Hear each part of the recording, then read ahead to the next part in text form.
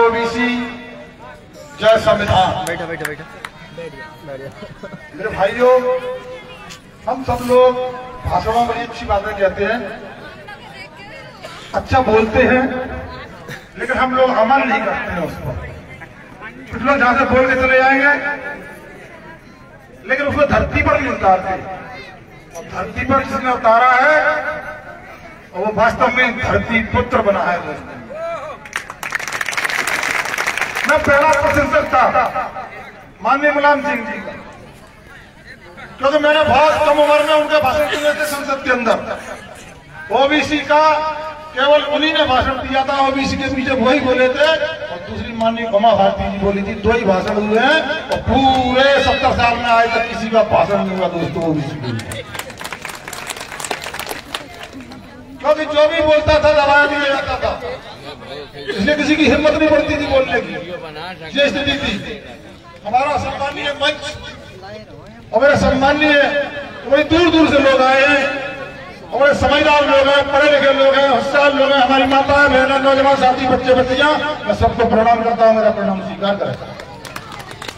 देखिए, मुझे कुछ देखने में ठीक नहीं लग रहा, कुर्सियां कुछ खाली पड़ी है। अब आंधी आए या तूफान, लेकिन लड़ाई ऐसी होगी दोस्तों, ऐसे नहीं लड़ पाओगे आप लोग। आंधी आए या तूफान, लेकिन यार खड़े हैं सीना का। मेरे भाइयों, कुर्सी खाली पड़ी है, यही आपकी नाकामी का, ये नाकामी की दिख रही है कुर्सी खालियों में। अरे वो खड़े से मतलब नहीं लगता। एक बार मैं एक आपसे विनती करना चाहता हूं दोस्तों, आपने 5वीं 6वीं क्लास में एक पाठ पढ़ा था। उस पाठ में एक क्वेश्चन आता था, खाली स्थान भरो। हम खाली स्थान भरते थे तो हम पास हो जाते थे, हम खाली स्थान नहीं भर पाते तो हम फेल हो जाते थे। इसलिए मेरे भाइयों, खाली स्थान को भर दो तो आज हम पास हो जाएंगे दोस्तों, हम लड़ाई लड़ लेंगे। लेकिन नहीं मानेंगे, मुझे पता है कई लोग नहीं मानेंगे। मैं थोड़े हाथ जोड़ता हूँ, पाँव पड़ता हूँ, कुर्सियों पर थोड़ी सी धूप खा लो, कुछ नहीं बिगड़ेगा मेरे भाइयों। इतना बढ़िया सीट बनेगा कि इसको देखकर कांग्रेस और बीजेपी दोनों घबरा जाएंगे दोस्तों। इतना अच्छा सीट बनेगा दोस्तों। अरे कुर्सी बड़ी मुश्किल से मिलती है मेरे भाइयों। हम कुर्सी के लिए तरस रहे हैं, अगर आप कुर्सी सुबह खड़े गए बाहर बैठे हो, इसलिए आप लोगों को कुर्सी नसीब नहीं है दोस्तों। तुम्हें अपने अपने बाप की कसम है, अपनी माँ की कसम है, अपनी धर्म पत्नी की कसम है, और गाना उड़ाते हो और गर्लफ्रेंड की कसम है, कुर्सियां मांगो। दादा फोटो में कैसी की जाएगी फिर देखना दोस्तों।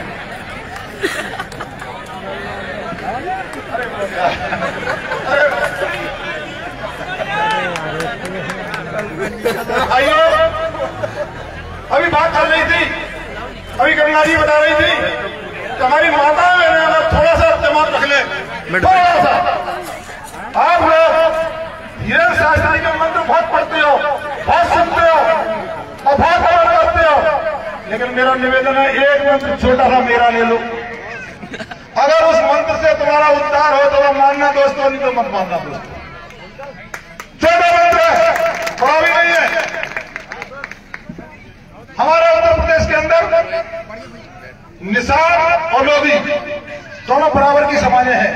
मल्ला, निषाद, लोधी। मैंने चाय जाकर चंबल में करके जो गांव में चाय जाकर निवेदन करके, पहले शुरू में तो मैंने रोटी के संबंध बनवाए दोस्तों, और बाद में फिर मैंने बेटी के भी संबंध बनवा दिए दोस्तों। आज यहाँ विधायक उत्तर प्रदेश में बहुत बन जाते हैं हम लोगों के दोस्तों। ऐसे ही आप लोगों से हाथ जोड़ रहा हूं दोस्तों, मध्य प्रदेश के लिए आप लोग ओबीसी SC ST वाले रोटी का संबंध तो मैंने देखा बनने लगा दोस्तों, हम करके आए भैया। अगर बेटी का संबंध और बना दो दोस्तों, ये मंत्र ऐसा है कि आपका राज होगा दोस्तों। और ये बड़े लोग हैं, मैं आपसे दावा करता हूं दोस्तों, इस टाइम तो फट जाएगा, पत्थर की लकीर पे लिख दूंगा, ये लोग आगे तुम पे आरक्षण मांगने आएंगे, आप लोगों पर महाराज आरक्षण दे दो। इसमें हमारी माताओं की भूमिका अहम रहेगी। मेरे भाइयों, एक चीज से और बचोगे। 3-4 साल पहले हमारे लोधी समाज के 24 दरोगा बने थे पुलिस में, 24। और आपको अगर यकीन नहीं हो, सूचना के तहत से निकाल देना मेरी जो बात है। 24 बने थे, 23 दरोगाओं को पाखंडियों की लड़कियां लेके भग गई। 23 लोगों को दोस्तों, एक बचा बड़ी मुश्किल से हम पर। अब बताइए, 23 को लेके चली गई कुछ पाखंडियों की लड़कियां, अब आज चल किसी रही होगी? कोई बता सकता है? वो दरोगा किस जगह कर रहे हैं, कोई बता सकता है? पाखंडियों का नहीं बता पा रहे, उन्हें क्या कर रहे होंगे?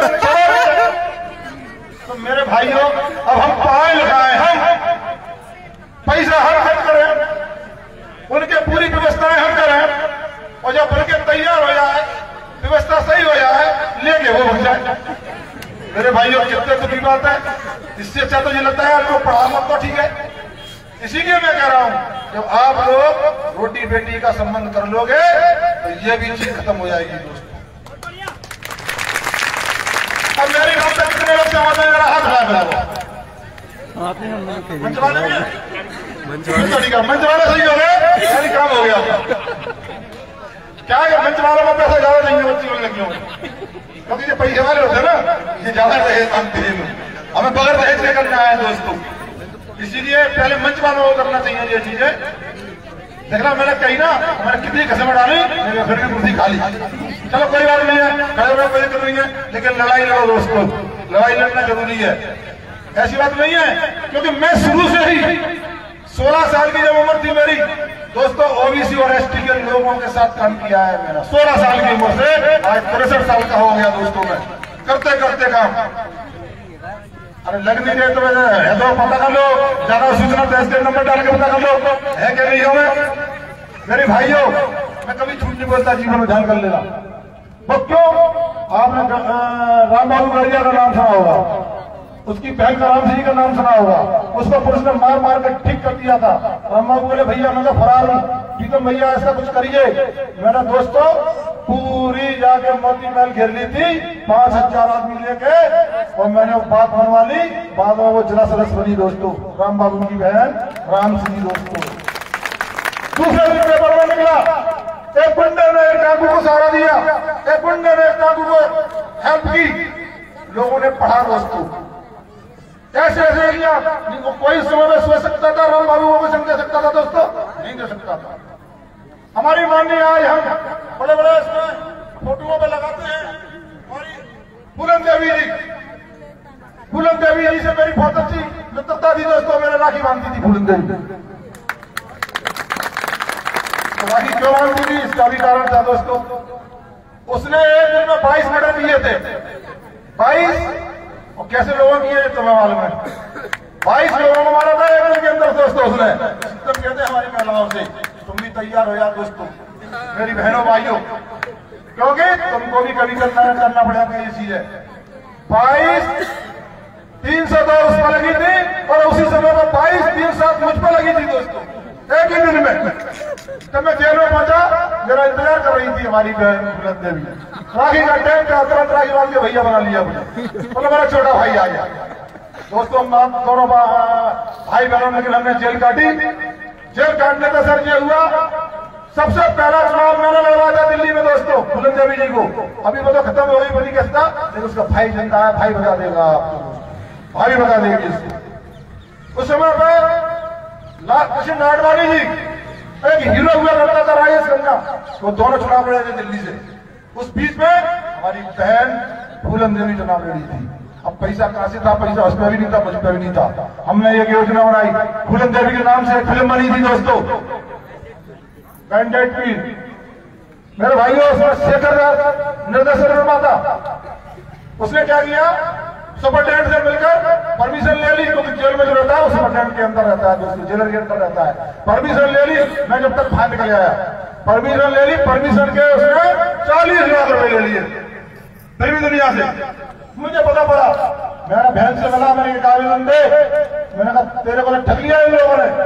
मैंने एक आवेदन दिलवाया, कोर्ट में ले गया दोस्तों, कोर्ट में मैंने रिट लगाई, और रिट से फिल्म आदि बनकर रुक गई दोस्तों, रुक गई। वो दौड़े फिर आए, मैंने कहा हमारी बहन को कुछ तो तभी रिट हटेगी, न हटेगी नहीं। 25 लाख रुपए मैंने दिलाए दोस्तों। उस 25 लाख से हमने चुनाव दिलवाया। हालांकि वोट नहीं है, लेकिन राष्ट्रीय चरणों पर चली हमारी बहन। मेरे भाइयों, तो राष्ट्रीय चरणों पर चली तो हमारे धरती पुत्र मुलायम सिंह की नजर पड़ी और धरती पुत्र मुलायम सिंह की सरकार थी, उनने फटाक से हमारी बहन को पूरे केस खत्म करके वापस लिया और सांसद बना दिया। दोस्तों, अब मैं आपसे पूछना चाहता हूं, अगर 100 समाज के लोगों की सरकार होती तो क्या आपकी बहन बुलंदशहर सांसद बन सकती थी? क्या नहीं बन सकती थी। दोस्तों, मैं इसीलिए आप लोगों से कह रहा हूं मेरे भाइयों, समय है, लोहा गर्म है, केवल चोट मारने का दस्तखत आपका वोट ऐसा होना चाहिए मेरे भाइयों। अभी से उसको ठार लगाकर तैयार कर लो। सन 23 में उस वोट की, इससे आपके वोट से ऐसे ऐसे लोगों की गर्दन कटेंगी दोस्तों, धाराशाही होते हुए देना जाएंगे। लेकिन हमें विचार करना पड़ेगा इस बात पर। हमारे जितने भी लोग बैठे हैं गाँव जाना पड़ेगा, लोगों को समझाना पड़ेगा, क्योंकि हमारे लोग बाद में बेदावे में आए। जब चुनाव होता है ना, अभी तो चिल्लाएंगे OBC SC ST, OBC SC ST. आखिरी महीना जिस होगा समय पे कहीं मुर्गे की टांग देखी, कहीं बोतल का पौवा देखा तो हमारे लोग बैठ जाते हैं। दोस्तों, ऐसी बातें हुई हैं। मैंने कहा था उन लोगों से, हमारे गांव में बहुत लोग रहते हैं, आसपास रहते हैं हमारे एससी एसटी लोग, मैंने ओबीसी लोगों से कहा ऐसा क्यों करते हो? तो वो क्या बोले, लोग हमारे काशीराम जी रहे थे तब तक तो बड़ा ठीक था, काशीराम जी सबको लेके चलते थे। वास्तव में हम आए, उनके 25 रुपए चल रहे। मायावती आई, मायावती ने कहा कि तलब तराजू और तलवार इनमें मारो जूते 4। मुख्यमंत्री पे मुख्यमंत्री बनती गई, मुख्यमंत्री पे मुख्यमंत्री बनती गई, मुख्यमंत्री पे मुख्यमंत्री बनी। और जिस दिन से उन्होंने कहा अभी तक मिल पाई दोस्तों, ध्यान कर लेना। अब वो कहती है, लोग कहते हैं भैया वो पैसा ले लेते, हंकारी ले, गेहूं भी चल लगे। ये बात सही है, गलत नहीं है।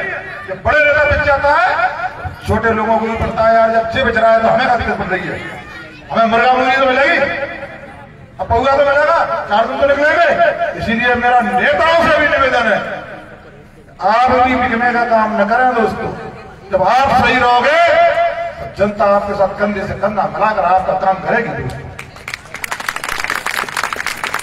इसलिए मेरा नया बात कहते हुए मैं आप लोगों से इतना ही कहूंगा दोस्तों, चुनाव नजदीक है, थोड़ा ही दिन रह गया, ज्यादा दिन नहीं है मेरे भाइयों। नहीं, बीजेपी ने क्या नहीं किया, लोधी समाज के संतोष ने ऐसा किया है कि पूरी लोधी समाज को ध्वस्त करके फेंक दिया दोस्तों। माननीय उमा भारती जी जैसे ही बढ़ती गई और जैसे ही बढ़ते वो सीएम प्रधानमंत्री की कुर्सी तक जाने लगी, धड़ाम से हटा के नीचे पटक दिया। एक पूरे हिंदुस्तान में लोधी समाज के किसी व्यक्ति ने एक आवाज नहीं उठाई थी, आवाज नहीं निकली। ये बुजदली, ये हमारी बुजदली है। केवल सबको पता है, केवल मंच केवल मैंने ही तोड़ा था, बोलो तो उसमें मेरे 100-150 के खाइल हुए भोपाल के अंदर दोस्तों। अगर ऐसी लड़ाई हर जिले में हो जाती, हर जिले में ज्ञापन होते, हर जगह मुजम होते, मेरे भाइयों किसकी हिम्मत थी हटाने नहीं थी, और वो प्रधानमंत्री तक जाता। यही किस्सा दोस्तों हमारे कल्याण सिंह जी का हुआ, वो भी प्रधानमंत्री की ओर दौड़ रहे थे दोस्तों। उनको भी बाबरी मस्जिद का बहाना करके दोस्तों धड़ाम से उनको भी पटक दिया दोस्तों। उन्हें कि ये प्रधानमंत्री बनेंगे दोस्तों, फिर से ये ओबीसी एसटी के शुरू हो जाएंगे मेरे भाई। ये चाल चल के उनको पटक दिया मेरे भाइयों, दर दर की ठोकरें खाई, और जब घूम फिर के नहीं फिर भी बाजा पांव में जाना पड़ा। साक्षी महाराज को पार्टी से निकाल दिया दोस्तों, वो भी एक होनहार नेता था। हमारे गंगाचरण राजपूत को निकाल दिया पार्टी से।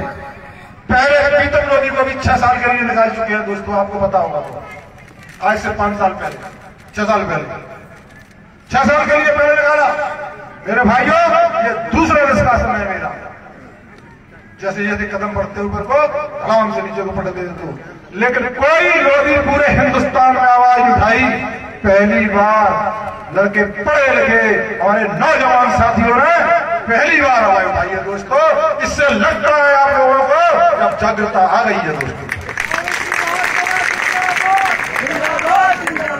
प्रीतम लोधी को भी निकाला, लोधी समाज ने और ओबीसी समाज ने, एससी समाज ने, पूरे देश के समाज ने आवाज उठाई दोस्तों। जैसे मुझे निष्कासित किया, मैं दौड़ के ट्रेन से बैठ के ग्वालियर आया, तो मैंने सोचा एक देश के अंदर 2 कानून, संविधान लिखा बाबा साहब ने, वो चला ये नहीं। मैंने कोई ऐसी बात नहीं कही, अगर कहीं भी तो माफी मांगी, माफी भी मांगी, केस भी लगा दिया, पार्टी से भी बाहर कर दिया। एक तुम्हारे बाल कह रहे हैं धीरन दादा, धीरन बाबा, उसने कुचलने की बात करी, मरवाने की बात करी, समाज के लोगों से कह रहा है नहीं मार पाओगे तो चुनिया पैर के अंदर हो जाना। एक ने मसरात एक शास्त्री जी बोले ये अगला सराद आ रहा है, मुस्लिम सराद कर लेते, बोला अगला सराद आ रहा है इसमें प्रीतम लोधी का सराद खाना है मुझे प्रीतम लोधी का सराद। अरे जय मंदिर बंद है भैया, धन्यवाद।